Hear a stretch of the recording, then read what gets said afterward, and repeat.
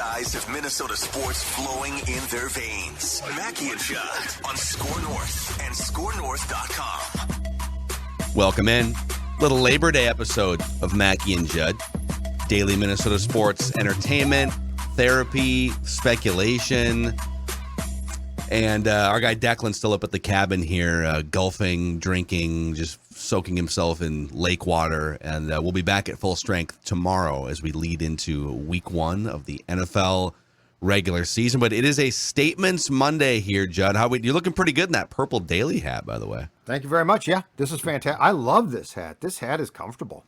It is, yeah. It's and people are asking, oh gosh, why can't I have one of those hats? Well, we did a pop-up store like a month ago, and we will do another one for sure here in the next few weeks, probably sometime in October, where you can get your Before I Die t-shirts, like Judd's holding up, your purple daily hats. We got some ideas for some hooded sweatshirts and stuff. So we're kind of, we're a small operation here at SKOR North, and we've got some ideas for merchandise. I'd love to do more merchandise. It would be a blast, but we need people to help us with some of that stuff. So we got some ideas in place here behind the scenes, and we'll make it happen. But it's a Statements Monday on Mackey and Judd, and I think we should start with a little Twins discussion here.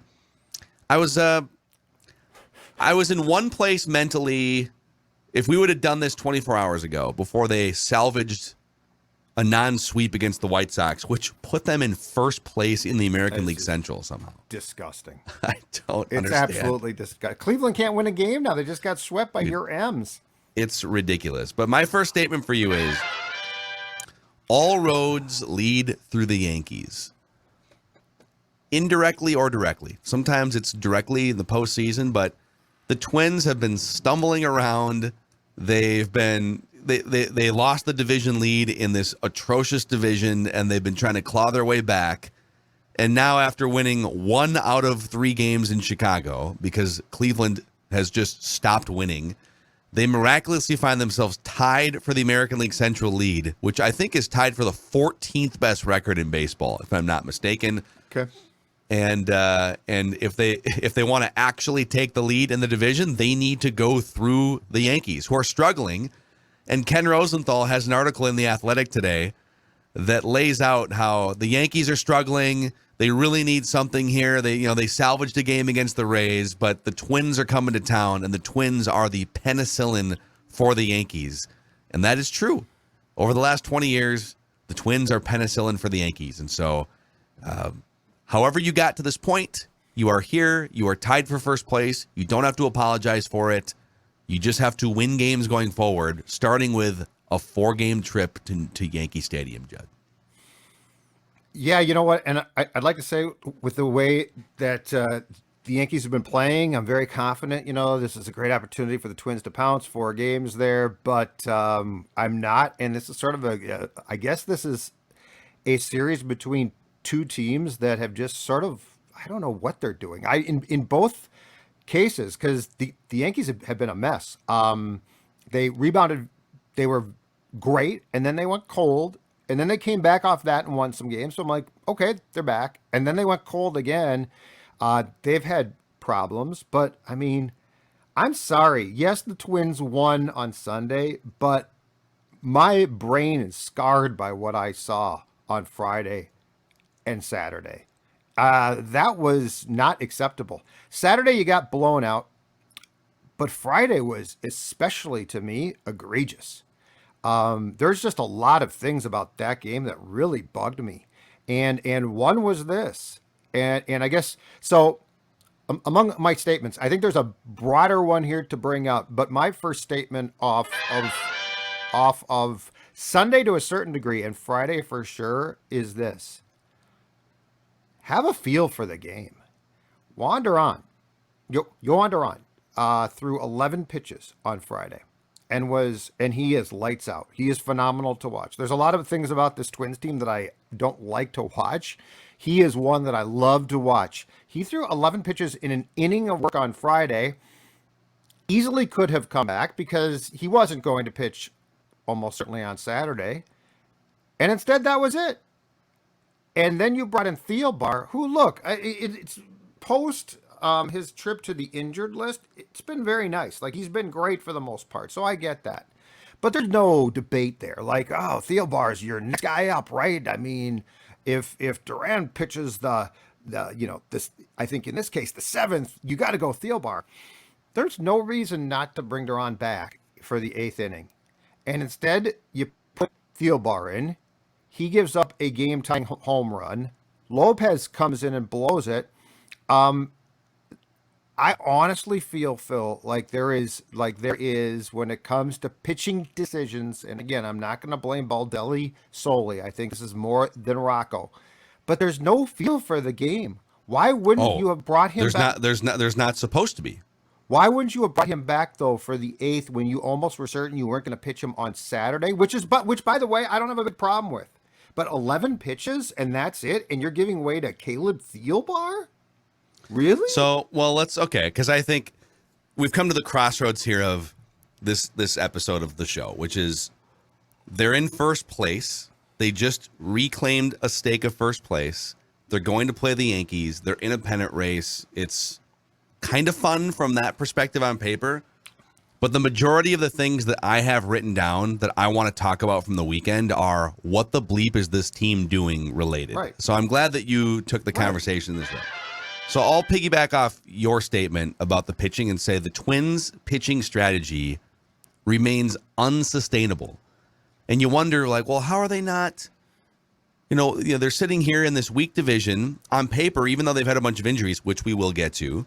They still have, and they made a bunch of trades and whatnot. Like, they've had the horses to be better than 4 games above 500, in my opinion. And I think oftentimes the way that they use the horses leads to them not winning as many games as they could. And I'll give you an example. So yesterday, you had a starting pitcher cruising. Dylan Bundy. Apologize, by the way. My guy. I will pause. You can apologize to Dylan Bundy right now. But Dylan Bundy. You saw what I tweeted. I said, I will apologize if he throws a complete game shutout, and he was out the next inning. So back to your point. Dude, Dylan Bundy, the Twins are now 7-4 in his last 11 starts. He's allowed 3 runs or fewer in 17 of 24 starts on the season. He's allowed 2 runs or fewer in every start since July 31st. But every start goes 5 innings because they have it, and they're not wrong. Like he doesn't have like 5 great pitches or anything. He basically throws 2 pitches and his stuff doesn't play that well a third time through the order. But here's the problem. So yesterday, for instance, starting pitcher cruising, 5 scoreless innings on 66 pitches. And then they say, preemptively, there's nothing that has happened to this point that leads you to believe that he should be pulled from the game in the 100 years you've watched baseball before then, right? But they have said, listen, we're trying to cut off some of these crooked numbers in the middle innings before they happen by not allowing Bundy a third trip through that order. And we are sticking to that with him and Chris Archer. All right, well. So then they bring Griffin Jackson in the 6th inning, and he cruises. I mean, he's been really good this season. 8 pitches to get 3 outs for Griffin Jacks. So you now enter. I know what they're looking at analytically. I get it. Okay, as a guy that built my career off baseball analytics, writing, and reporting, I get it. But zoom out for a second. If I were to tell you, all right, you got 4 games against the Yankees starting Monday against Aaron Judge. In that ballpark, you have 2 pitchers that are feeling as good as they felt all season, and they're going to combine for 74 pitches. They're going to combine to allow, I think it was no runs, right, through 6 innings. And you're going to then need 3 additional pitchers to get through that game. And then you do. So you won the game, and you got through the game, but you wind up burning Duran, Fulmer, and Thielbar. My question to the Twins is that a game that you needed 4 relievers and a starting pitcher, 5 pitchers to get through with no off day on Monday? And so now, not that you can't, I guess you could technically use Duran if you wanted to, but he pitched an inning and 2/3. He's probably now off limits. Yeah. Because you had to stretch him because you didn't want to stretch Bundy. You didn't want to stretch. And I get why you're stretching Duran because he's amazing. But I think my question here is, did you have to burn that many pitchers in that game to win it so that now you have a partially depleted bullpen going into the Yankees series?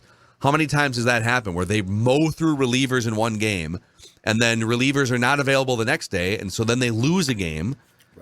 Right. So is there not, like, the Twins rank third in bullpen usage. They've had the third most innings of any bullpen in baseball this year.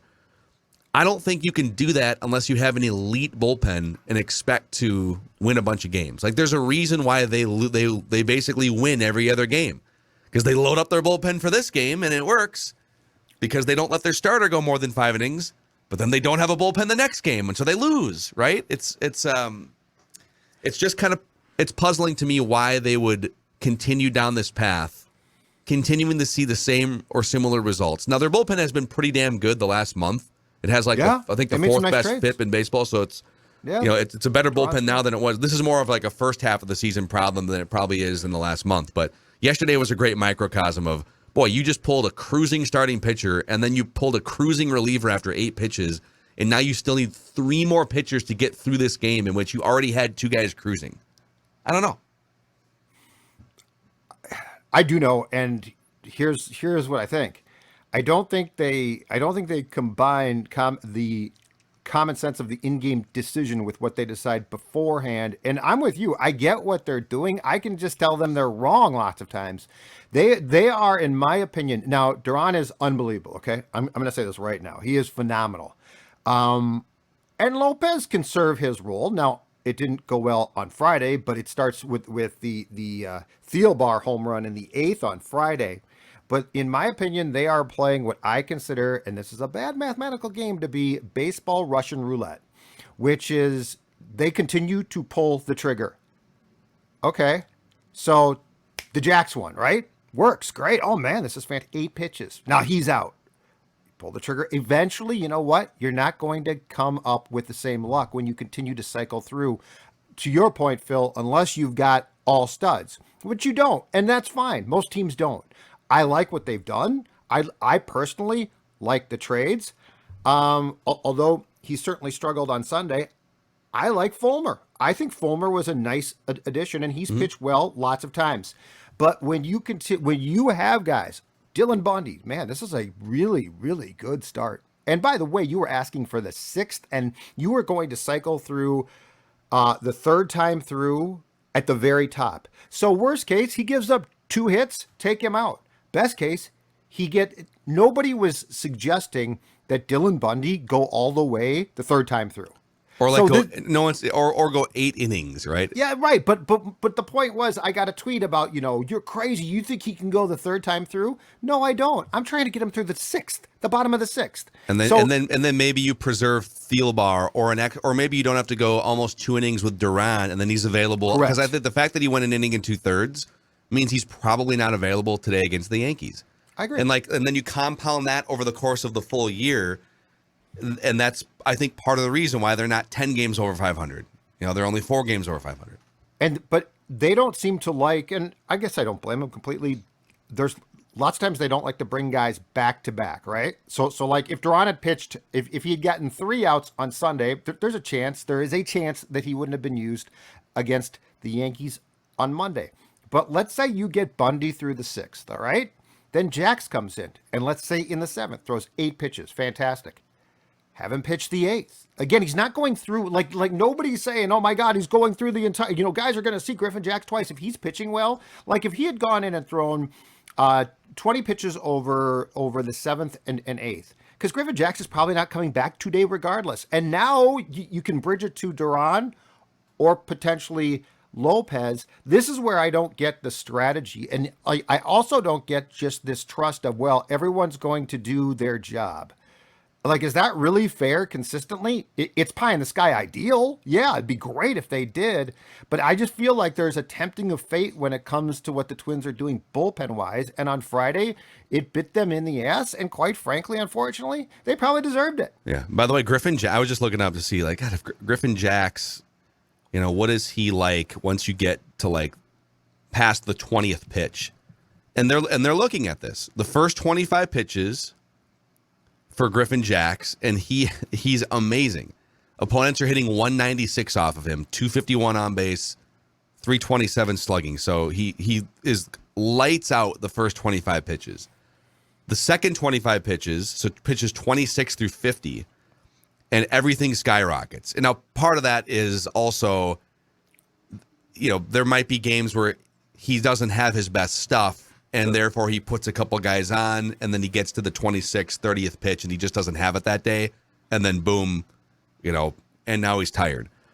But he's opponents bat 350, pitches 26 through 50 with a 430 on base. So he's much better within the first 25 pitches. And they're looking at that. They're saying, well, we could probably run him back out there. He only threw 8 pitches, but is he going to come back as not the same guy the next inning? And I get that. Listen, I totally understand that. But I just feel like your solution can't be, well, we have starters that go 5, and then we need 4 relievers to get through the rest of the game, and that's our formula for winning. That might be your formula for winning, but are you going to win 4, 5, 6 games in a week doing it that way? And the answer this season has been no, because you have to have such a ridiculous bullpen to make that strategy work. And I know that offense has been the bigger problem since the trade deadline, so it's hard to sit here and have this, like, the pitching conversation. The pitching's been better over the last month than the hitting has been. Yeah. But this philosophy is just not sustainable. Why can't... Here's another question I have. For years and years and years, not even that long ago, number 3, number 4 starters would still go a third time through the order. Maybe they weren't as good a third time through the order, but like they would find a way strategically to withhold a pitch the first time through. And then they would unveil a pitch, or they would... Is it so much harder now than it was 5, 10 years ago, 20 years ago to go a third time through the order? Because I'm asking genuinely, because guys have tablets, hitters have tablets, and they're just doing more in-game studying. Like, why has it become so impossible for pitchers to get through a third time through the order? Why are they not doing more to adjust the way that they're attacking lineup so that they can go into the 6th and 7th to preserve the bullpen? Why aren't teams helping starting pitchers with this? So back to the math on Jax. So here's what I would think. I would think if you were the Twins and he pitched well enough where he threw fewer than 10 pitches, that you would always bring him back to push it to 25. Like, why wouldn't you? Like, if that's what the math says, why wouldn't you say, if he gets to 25, it's going to be a problem. But if we have 17 more pitches to play with here. Why wouldn't you do that? And the other thing too, where they're like so hung up, and I know why, and this has been a long time baseball thing, so this is not new. But the whole we hate to bring in a guy from the bullpen with guys on. We want our guys to start clean. Okay, for the most part, I totally get that. I don't even disagree with it. Duran, I don't care. That guy's going to come and blow people away. Yeah. Yes, he'll struggle probably every once in a while, but that's a guy right now with the way he's throwing. I would trust him right now across the board.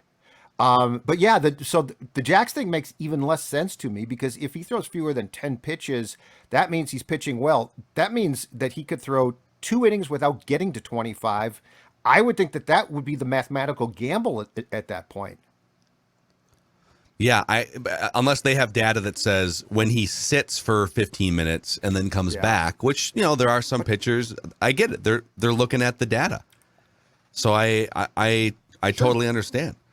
I will at some point here I'm pulling up a couple of things here, because I'm genuinely curious about some of these things. And so they have on Baseball Reference, they do have a lot of different splits, and I want to know, I will find this before the show is over here. I want to know, are the Twins that much worse the third time through the order? Like, here we go. So these are, what are we looking for here? Third time through the order as a starting pitcher. So the league stats, first time through the order, the league is 686 OPS, second time 722, third time 766. So it's obviously it's fairly pronounced, but when you break it out by team, third time through the order, OPS, the Twins are the 3rd worst starting staff the third time through the order. So this is one of the issues I have with the Twins, is that this is a problem. The third time through the order is a problem for the league, but it's a much more pronounced problem for the Twins than it is for the league. Why? Is it because they are going out and willingly signing pitchers that can't get a third time through the order out, like 40% of their rotation, Dylan Bundy and Chris Archer, that you literally do not trust a third time through the order under almost any circumstances. And by the way, Sonny Gray is kind of falling into that category too. So you could say that 60% of their rotation minimum, and they are saying we don't trust them a third time through the order. Then either A, you need to find or cultivate pitchers that are better a third time through the order because you're the third worst team in baseball at this, or you need to find a way with your analytics or coaching staff or strategy to make it easier for these pitchers to grind their way like partially through a third time so that you can preserve your bullpen. You know? And why is Gray, I think you went through these stats last week. Why is Gray fallen off so much a third time through this year when I believe previous to this year he was actually pretty strong? Yeah, his career numbers are not nearly as bad third time through the order. They're not even really that bad at all, career. But this year, and I think in fairness, the last year with the Reds too, he started to drop off. So some of it might just be, some of it's probably just him. Okay. But again, like this is a problem that needs to be fixed. You can't just say, well, it's just a blanket statement. Pitchers struggle third time through the order. Well, there are, a third of the staffs in baseball don't have this problem that you do because you're the third worst team in baseball at going a third time through the order. Why is that? It's interesting. I guess my biggest question is this: if you make the playoffs, which by the way, to be very clear, you don't deserve, but if you do, because there's a chance, what are your intentions there in game? That's my question. Oh, I think we know. Well, but the problem is starting pitcher goes 5. Yeah, but these guys love cross to your fingers on 4 relievers. But these guys love to look at what has transpired previously, and to go back to the Yankees series 2019, Houston 2020. They're going to find that they made mistakes. So are they just going to say, yeah, but our handling of things is such that we don't acknowledge the mistakes that are clearly on paper? So so if Sonny Gray starts game 1 and is lights out, which, he could be fantastic. Does he come out after the 5th because that's how we do things? And do we then again tempt, but then, because everything that goes up to Duran, in my opinion, sort of tempts fate a little bit. So do we do that? And if so, why are we discounting what the past says about those games, but we don't discount it about different things? Is it sample size that you just say, well, the Astros series was 2 games. That's not a sample size. I'm just curious what the thinking is. Well, I'd love to know. For years and years and years and years and years and years, you're starting. It was almost like when you're lifting weights, and some people will do your rep goes until you can't lift anymore. You lift until you fail, and that's what starting pitching was like in baseball for decades. It was your starting pitcher is going to go out there until he runs into trouble, and then when he runs into trouble, we'll make a determination. If it's the 4th inning and he runs into trouble, we need him to go at least 6, so he's going to have to kind of figure it out. Even if he gives up 4 runs, like you're going to be out there for 100 pitches because, we only have 6 guys in our bullpen or whatever. And now you don't, like, teams are trying to cut off any sort of potential conflict before it happens. And I think that's what the Twins are going to do in the playoffs because it's what they've been doing in the regular season. I think the Twins are going to say, let's say they play the Rays or something, or the Blue Jays in the first round. They're going to say, thank you, Sonny. Appreciate the 5 innings. But the numbers tell us that you're about to have an implosion. And so rather than giving you a chance to get a little deeper into this playoff game, we are going to cut this start off before the implosion. And we're going to see what Griffin Jacks has today or what Michael Fulmer has today. That's what they're going to do in a playoff game. And I'm a little torn on this because I think in the playoffs, it's actually a better strategy than it is in the regular season. In the regular season, you have to account for the fact that you play 6 or 7 days a week, and you're trying to, in some cases, you're trying to line up your bullpen for an upcoming series. In a playoff game, it's kind of all hands on deck, just win today and then figure it out. But in the regular season, it's not you all in today. It's yes, do everything you can to win today, but also keep in mind we got 4 games against the Yankees coming up, so it would be nice for the longevity of the season if Dylan Bundy could get us an extra 3 outs here so that we can save one of these relievers for the Yankees. Sure. But in a playoff series, I actually think it does make sense to do what they're doing more often. Now, if you're asking me 2 years ago, would you rather have one extra inning of Kenta Maeda or Jose Barrios when they're cruising and have great stuff, or put Cody Stashak in a game that he's never been in before in his life? I'll take the guy that's cruising, who's kind of been there a little bit before. And those are the things I need them to consider. Well, and in the case of that best 2 or 3 first round series as well, it's 3 consecutive days too. Yeah. So I guess my question then is, okay, if you're going to go to your bullpen, if in game 1 you're up by 1 run and you're going to go to the best of your bullpen, are you prepared to bring them back the next day? Because they're usually not. Mm-hmm. So like if a guy's cruising and you're like, well, our history, our metrics tell us he's going to struggle. So, we're going to go to Fulmer, followed by Jax, Duran, and Lopez. Are you prepared to pitch them all then the next day? Which they're ordinarily not. So let's say the next day comes around and now you're like, whoa, we could win the series, but we can't bring those guys back. That's what I don't know. I don't know the answer to that question, which is, are you willing to tax guys because their beliefs often lead to the opportunity to tax guys, and sometimes they don't do it, but in the playoffs I think you have to. So who knows? Yeah, it's an interesting discussion. Yeah, I mean, there's a lot of gray area here, Yeah. but I feel very strongly that in the regular season they have been too rigid about this, and it has cost them a lot of games. You know what? I feel like Livia. Is Livia rigid? Oh heck no! Are you kidding? Okay. So you got some freedom. You can still enjoy life a little bit. Exactly right. In fact, it is the best weight loss plan, and I've been on a bunch of them throughout the course of my 52 years that I have ever been on it. And the most important thing is it's Livia Weight Control Centers. It's not a diet. It's not a diet plan. It is a weight control plan.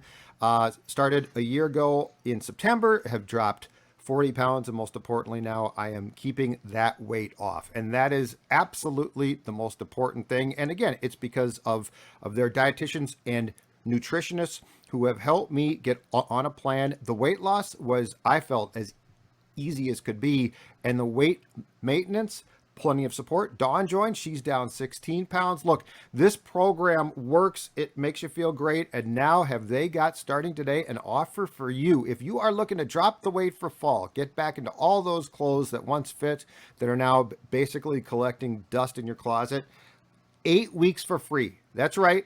8 weeks for free. It's fantastic. It works. You will feel great. And it's this simple. 855-GO LIVEA, livea.com, livea.com. Consultations in town here, in person. But if you're not in town, if you are a fan who watches us, I don't know, in California, Tennessee, Arizona, guess what? Virtual consultations as well. So no matter where you are watching or consuming our show in podcast form, you can join and drop the weight. Livea, livea.com. That's the way to start. Also, thanks to Federated for keeping the lights on here at SKOR North on Mackey and Judd and Purple Daily. They've been around for over 100 years, helping businesses become as successful as they can be.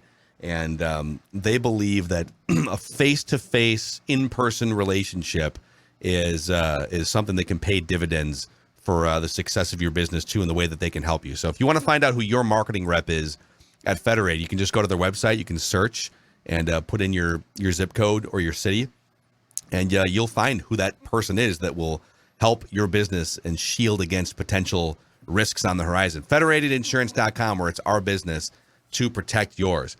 All right.